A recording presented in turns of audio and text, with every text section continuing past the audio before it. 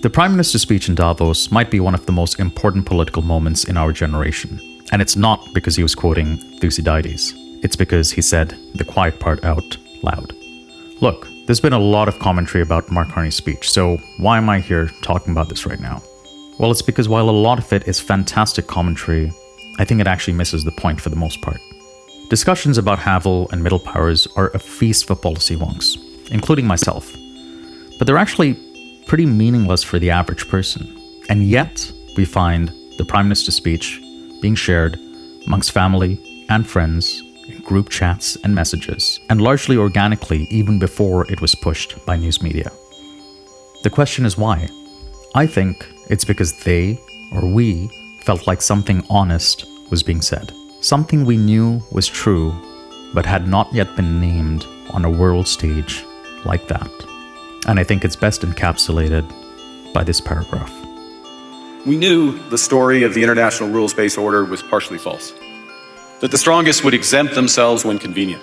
That trade rules were enforced asymmetrically. And we knew that international law applied with varying rigor depending on the identity of the accused or the victim. That's it. A simple acknowledgement that we have been lied to and we have partaken in the lie.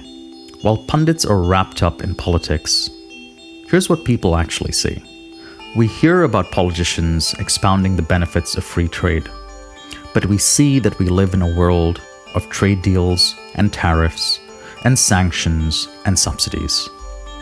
We hear politicians talking about standing up for the innocent, and yet we see that we live in a world where taxpayer dollars fund bombs that kill children. We hear politicians talking about the importance of justice, and yet we see their names come up time after time, documenting the terrible deeds they have committed and get away with. And on January the 20th, 2026, Prime Minister Mark Carney did the unthinkable. He admitted it. He basically said the emperor or the empire has no clothes. Now, what he's going to do about it remains to be seen. But the incongruity we intuitively felt existed in the world was acknowledged. And acknowledging the problem is the first step towards solving it. That is why Mark Carney's speech mattered.